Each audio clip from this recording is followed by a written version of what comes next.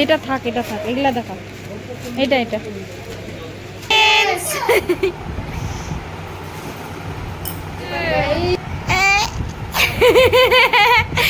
লজ্জা পাচ্ছে কেন রে? আমার মানুষ আসছে না কেন?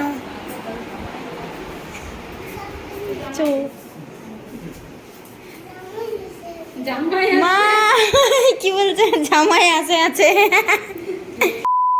High guys, welcome back to my channel Priya vlogs. আজকে তোমরা সবাই খুব ভালো আছো আর আমিও ভালো আছি গাইস।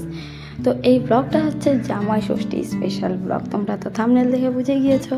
তো আজকে যাব বাবার বাড়িতে। সকাল সকাল উঠেছিলাম আর স্নান টান কমপ্লিট হলো আমার, তো তখন টাইম হয়েছিল সকাল 9টা। তো আজকে বাবার বাড়িতে যাব গাইস, তার জন্য উপরে আমি একটু জামা কাপড় সব কিছুই রেডি করে রেখে দিলাম, একটু পরেই বের হবো আমরা। তো নিচে আমার অনেক কাজ ছিল, খাবার দাবার বানানো সব কিছুই কমপ্লিট হওয়ার পরে এদিকে দেখো নিচে নামলাম আমি। আর এখানে এখন মা পুজো করছে। তো আমার শ্বশুর বাড়িতে গাইস ষষ্ঠী আছে আর আমার বাবার বাড়িতে ষষ্ঠী নেই। তো এখানে আগে মানে বাইরে বলে পুজো হতো মন্দিরের কাছে সবাই মিলে, মা বলছিল। তো এখন আর হয় না, তো বাড়িতেই এখন ঠাকুরের কাছে পুজো করে। আমি দেখার পর থেকে মানে আমার বিয়ের পর থেকেই তো বাড়িতেই করে পুজো ষষ্ঠী। তো এখানে যা যা দেখো নিয়ম সব কিছুই করছে। আর এখন পুজো করার পরে আমরা রেডি হব, তারপরেই যাব বাবার বাড়িতে। তো তোমরা পুরো ভিডিওটা কিন্তু এন্ড থেকে দেখতে থাকো গাইস। আর ভিডিওটা ভালো লাগলে লাইক করতে ভুলবে না, চ্যানেলটিকে কিন্তু অবশ্যই সাবস্ক্রাইব করে দিবে। মা এখন এখানে পুজো করছে আর আমি আর প্রিন্স এখন পুজো দেখছি আর মায়ের সাথে জোগাড় করছি যা যা লাগছে। তো আমার এখানে পুজো করা কমপ্লিট হওয়ার পরে তারপরে আমরা রেডি হব মানে বাবার বাড়িতে যাওয়ার জন্য। আর সেদিন কিন্তু প্রচণ্ড রোদ্রু করছিল গাইস, জামাই ষষ্ঠীর দিন। তো আমার বাবার বাড়িতে ষষ্ঠী নেই, কিন্তু ওখানে নেমন্তন্ন করেছে যাওয়ার জন্য জামাইকে, মানে সবাই যাচ্ছে। তো প্রিন্সের বাবাকেও যেতে বলেছে, তো আমিও যাচ্ছি। আবার একদিন শুধু থাকবো, তারপরে আবার চলে আসবো। তো আজকে যাচ্ছি জামাই ষষ্ঠীতে। তো চলো, এখন পুজো করছে এখানে মা, দেখো।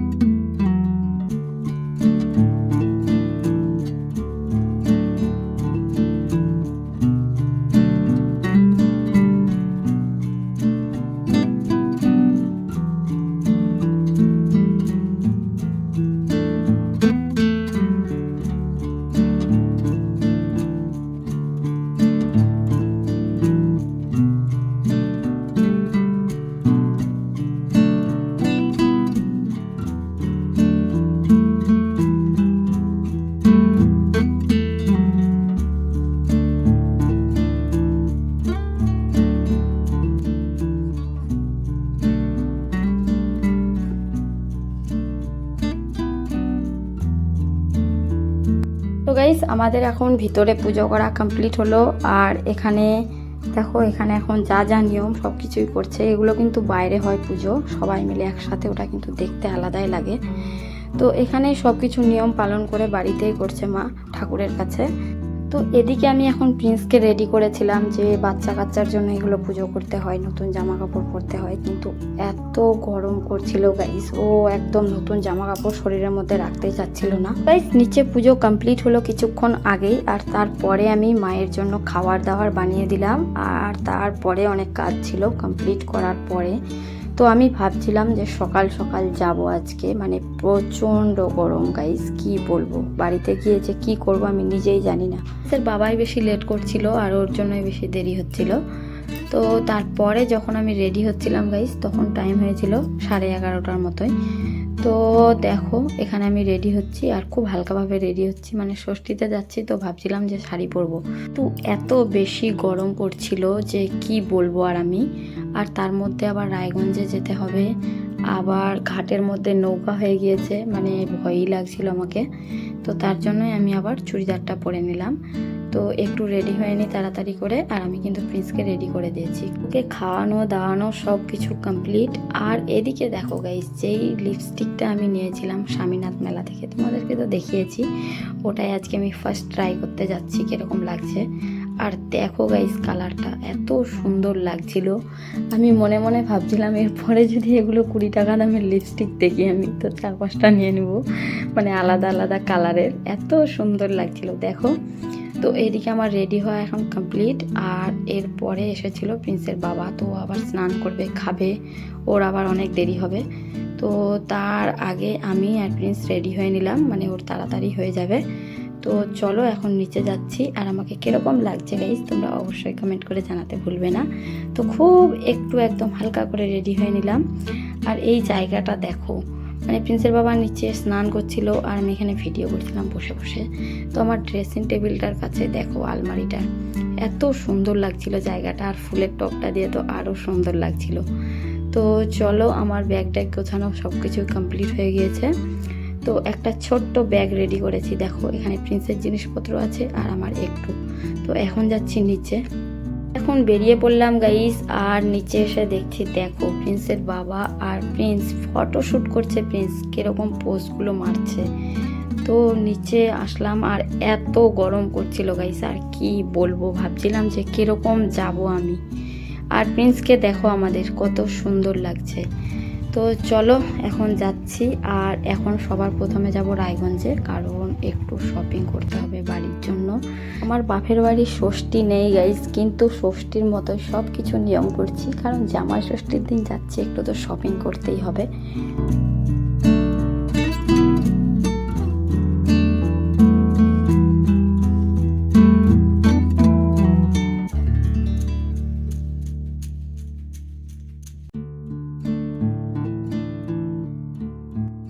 তো গাইস আমরা পৌঁছে গেলাম এখন রায়গঞ্জে, আর প্রথমে ভাবছিলাম যে কি জিনিসপত্র নেওয়া যায়, মানে ষষ্ঠীতে তো আবার অনেক কিছুই নিয়ে যেতে হয়। তো প্রথমে ভাবলাম মায়ের শাড়িটা নিয়ে নিই, তো তার জন্যই চলে আসলাম আমি আজকালে, আর এখান থেকেই আমি রেগুলার কাপড় নিই।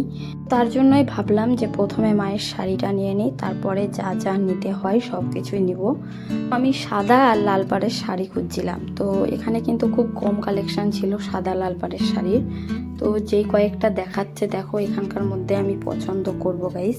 তো এখানে কিন্তু খুবই কম কালেকশন ছিল সাদা আর লাল পাড়ের শাড়ির, তো 6-7 রকমের দেখিয়েছিল। তো মা একদিন আমাকে বলেছিল আমার শাড়িটা দেখে সাদা আর লাল পাড়ের যে ভালো লাগছে, তো ওইটাই আমি মাথায় খেয়াল করে এই শাড়িটা নিচ্ছি আজকে। কিন্তু বাড়িতে গিয়ে ভাবছিলাম মনে মনে যে আলাদা কালারের পেলে পরে ভালো হতো, মানে নিয়ে আবার পরে মানে পস্তাচ্ছি, এরকম মনে হচ্ছে যে ভালো লাগছে না শাড়িটা, অন্য কিছু কালারের নিলে পরে ভালো হতো, মানে মনে মনে পরে ভাবছিলাম যে অন্য শাড়ি নিলে ভালো হতো। তো দেখো ফাইনালি একটা পছন্দ করলাম এই শাড়িটা, আর এটা নেওয়ার পরে এখানে আমি আজকালই ম্যাচিং ব্লাউজ খুঁজছিলাম, তো পেলাম না। তারপরে চলে আসলাম আমরা একটা ব্লাউজের দোকানে। তো দেখো এখানে শাড়িটা বের করে দিয়েছি, এখন শাড়ির ম্যাচিংয়ে ব্লাউজ খুঁজছি। তো এখানে অনেকগুলোই দেখালো, মানে শাড়িটার যেরকম কাপড় ওরকমই টাইপের নিতে হবে। তো দেখো অনেকগুলো রেড কালারের দেখাচ্ছিল, তারপরে একটা আমার পছন্দ হলো। এখানে অনেকগুলোই ব্লাউজ বের করেছিল, তো আমারও একটা নিজের জন্য ভালো লেগেছিল, তো আমি দুটো ব্লাউজ নিলাম এখানে, একটা মায়ের একটা আমার। তো এখানে বিল করা কমপ্লিট হলো গাইস। তারপরে চলে আসলাম আমি আরেকটা দোকানে জেন্টসের, তো এখানে বাবার জন্য জামা আর প্যান্ট নিব। তো তো খুবই তাড়াহুড়ো করছিলাম, আর কি বলবো, মানে অনেকটা টাইম হয়ে গিয়েছে। এদিকে বাবার হাফ শার্টটা আর প্যান্টটা নেওয়া কমপ্লিট হলো। তারপরে ভাবছিলাম যে বৌদিকে আর দাদাকে তো কিছুদিন আগেই দিলাম প্রিন্সের বার্থডেতে, তো সুপ্রিয়া শুধু বাকি থাকছে, তো তার জন্যই আবার এখানে সুপ্রিয়ার জন্য একটা ড্রেস নিচ্ছিলাম। তো দেখো ফাইনালি পিঙ্ক কালারটা নিয়ে নিলাম। তো সুপ্রিয়ার বাবার আর মায়ের আমি শপিং করলাম। পরে কিন্তু গাইস অনেক ঘোরাঘুরি হয়েছে, মানে প্রচণ্ড গরম করছিল আর মাছ টাছ নিতে হচ্ছিল। তো সব কিছু নেওয়ার পরে সবার শেষে এদিকে আমরা দত্ত সুইটসের এদিকে আমি আর প্রিন্স কিন্তু বাইকের কাছে আছি, আর প্রিন্সের বাবা মিষ্টি আনতে গিয়েছিল। তো মিষ্টি আনার পরে এখন ফাইনালি চলে যাচ্ছি বাবার বাড়িতে। তো দেখো গাইস এখন পৌঁছে গিয়েছি নদীতে, আর নদীতে কিন্তু অনেকটা জল বেড়ে গিয়েছিল, এখন কিন্তু কম আছে। তো দেখো এখন মাচা উঠে গিয়েছে আর নৌকা শুরু হয়ে গিয়েছে। তো চলো এখন ফাইনালি বাড়িতে পৌঁছে গেলাম, আর এত বেশি খারাপ লেগেছিল আর কি বলবো, মনে হচ্ছিল না যে আমি আর বাঁচবো, এত গরম।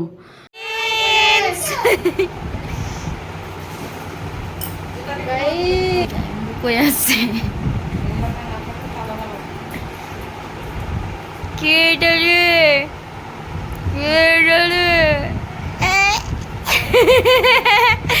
লজ্জা পাচ্ছে কেন রে? দেখি জামাই মানুষ আসছে না কেন?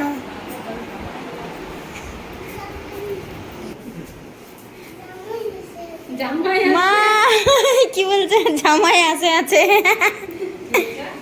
বাড়িতে পৌঁছেই গাইস একটু আমি বসলাম, একটু রেস্ট করলাম। তারপরে স্নান করার পরে দেখো এদিকে সুপ্রিয়া বলছিল যে একটা করে জিনিস আমাকে খুলে দেখা, মানে আমি ভিডিও করব। তো তার জন্যই দেখো মায়ের শাড়িটা প্রথমে দেখাচ্ছি, আর ওর যেহেতু ড্রেস এনেছি তো খুব কিন্তু খুশি আছে। তো এখানে আমি একটা করে জিনিস বের করে দেখাচ্ছিলাম ওকে। তো দেখো এগুলো হচ্ছে জিনিস, আর আমার ব্লাউজটা কিন্তু দারুণ লাগছিল গাইস, কি বলবো, আর দারুণ। তো সব কিছু এখানে খুলে দেখাচ্ছি। আর এত অবস্থাটা খারাপ হয়ে গিয়েছিল বাড়িতে এসে, আমি ভাবছিলাম যে মনে হচ্ছিল যে কি করব, হার্ট অ্যাটাক করে দেবো, এত গরম। তো স্নান করলাম, এখানে প্রিন্সের বাবা কিন্তু শুয়েছিল, মানে এত খারাপ লাগছিল, এত পরিমাণ গরম করছিল রাস্তাতে আর টাউনের ভিতরে। তো তার মধ্যে আবার প্রিন্সকে নিয়ে ঘোরাঘুরি, মানে আরও বেশি খারাপ লাগছিল।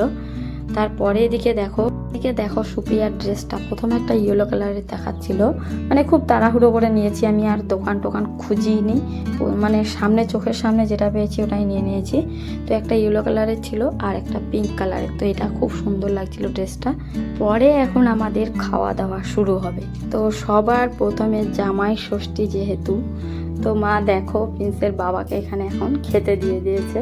তো জামাই ষষ্ঠী যেহেতু, তো প্রথমে জামাইকে খেতে দিয়েছে আর বাবা দুজনে মিলে খাচ্ছিল। আর তারপরে কিন্তু আমরাও খেতে বসে গিয়েছিলাম সবাই মিলে। আর বাড়িতে দাদা আর বৌদি নেই, মানে ওদের প্রথম ষষ্ঠী, আবার বৌদির বাবার বাড়িতে ষষ্ঠী আছে, তো ওরা কিন্তু সকালেই চলে গিয়েছে। তো বাড়িতে ফাঁকা লাগছিল গাইস। তো চলো খাওয়া দাওয়া করার পরে কি করছি তোমাদের সাথে আবার শেয়ার করছি। দুপুরের আমাদের সবারই খাওয়া দাওয়া কমপ্লিট হয়ে গেল গাইস। তারপরে প্রিন্সের বাবা আর প্রিন্স রেস্ট করছিল রুমে, আর আমি আর মা চলে এসেছিলাম আমাদের বাইরের বাগানের দিকের কলে, মানে বাড়িতে এই মাছটা বানালে পরে আবার গন্ধ করবে, তার জন্যই বাড়ির বাইরে চলে এসেছি। আমাদের কলপার আছে বাড়ির বাইরে, তো এখানেই দেখো এই ইলিশ মাছটা আমি এনেছিলাম। তো এটা এখন মা কেটে নিচ্ছে আর পরিষ্কার করে নিচ্ছে। তো তারপরে আর ভিডিও করতে পারিনি, মানে প্রিন্স আবার ঘুম থেকে উঠে গিয়েছিল, তো কান্নাকাটি করছিল। প্রিন্সের কান্না থামাতেই একটু বাগানের দিকে আমি দেখে নিলাম, মানে এতদিন পরে এসেছি। এরপরে গাইস এখন রাত্রি 7:30 বেজেছে, আর মাসি শাশুড়ি এসেছিল আমাদের বাড়িতে ষষ্ঠীর দিন।